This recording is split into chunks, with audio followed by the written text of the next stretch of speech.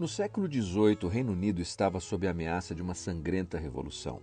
Mas houve um homem enviado por Deus, John Wesley, e outros homens e mulheres também enviados por Deus se juntaram a ele. E isso deu origem ao que nós conhecemos como avivamento metodista. E esse avivamento espiritual foi o freio que evitou essa revolução sangrenta no Reino Unido. Em todos os tempos, em todos os lugares, esse é o método escolhido por Deus. Deus soberanamente decide enviar homens e mulheres para mudarem o mundo, ou pelo menos para mudarem o mundo de alguém. Dizem que quando os homens querem grandes revoluções, enviam exércitos. Deus apenas envia bebês. No Evangelho de João, no capítulo 1, no versículo 6, lemos: Houve um homem enviado por Deus, cujo nome era João. Esse versículo e os dois seguintes parecem ser uma inserção abrupta no texto. Teólogos liberais tentam fazer correções redacionais na obra inspirada do apóstolo. Isso porque, se observamos o contexto imediato, nos deparamos com maravilhosas descrições de Jesus, seja nos versículos anteriores ou nos versículos posteriores. Mas por pelo menos 2 vezes nesse texto temos o que parece ser esse enxerto redacional do apóstolo, mas certamente o apóstolo inspirado, com sua pena inspirada, desejava exatamente essa informação. Houve um homem enviado por Deus. Seu nome era João. O contraste no contexto é claro. De um lado temos um homem, do outro temos o Verbo, o Filho do homem, o Filho de Deus, João, Jesus. João entra na história, houve um homem. Jesus é o Verbo, que era desde o princípio. João não é pré-existente, Jesus é eterno. João é uma criatura, Jesus é o Criador de tudo. João é um homem enviado por Deus. Jesus é Deus de Deus enviado por Deus. João testemunha da luz. Jesus é a própria luz.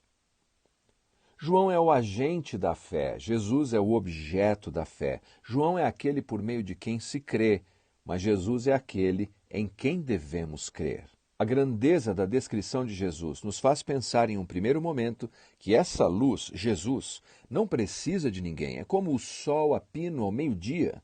Não precisaria de uma lanterna ou de uma vela oferecida pelos homens, mas é o desejo de Deus usar homens. De fato, a luz não precisa de ninguém, mas a luz deseja usar alguém. Deus não precisaria de nenhum de nós, mas Deus deseja nos usar, nos dar o privilégio de servirmos na sua obra. Jesus disse aos seus discípulos: assim como o Pai me enviou, eu envio a vós. Aos Romanos, o apóstolo Paulo diz: como pregarão se não forem enviados?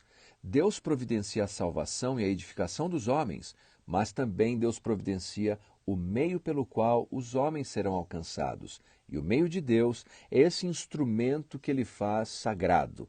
Eu e você, nós somos as pessoas enviadas por Deus a esse mundo. No esboço simples nessa passagem nós encontramos o mensageiro, a motivação e o método. O mensageiro é um homem, apenas um homem. Deus não espera de nós que sejamos anjos ou semideuses, sejamos apenas homens, e Deus nos usará assim, e a glória será sempre dele. O nome desse homem é João. Literalmente significa Yahvé tem sido gracioso. Somos usados por Deus não porque tenhamos em nós mesmos todo o potencial necessário. Somos usados por Deus porque Deus é gracioso. Segundo, motivação. Motivação diz respeito à força motriz, à força do motor, o que nos faz prosseguir. A motivação de João é que ele é enviado por Deus. Se há um combustível que devemos sempre ter presente em nossas vidas é a certeza de que Deus nos enviou. Porque se Deus nos enviou, Ele nos capacitará, nós cumpriremos o nosso propósito e por essa razão não devemos desistir. Terceiro, o método, testemunhar da luz. A vida de João era uma vida de testemunho da luz. É interessante que neste evangelho ele não é chamado de João o batizador, mas de João a testemunha. 14 vezes, seja na forma substantivada ou verbal, a palavra testemunha está linkada a esse homem. E o seu método é muito simples: vida e voz. Ele vive a sua mensagem, não apenas por um código de vestimenta, mas ele deixa claro que ele é um homem que veio para servir a Deus, por suas ações, por suas atitudes, mas também por suas palavras. Obviamente, João não era perfeito e teve seus momentos de dúvidas, mas nada disso diminuía a grandeza do seu ministério. Jesus disse certa vez que se deve orar ao Senhor da Seara para que ele envie mais trabalhadores. Cada pessoa que se dispõe a servir a Cristo é uma resposta de oração. E quem sabe você seja a resposta de oração na vida de alguém.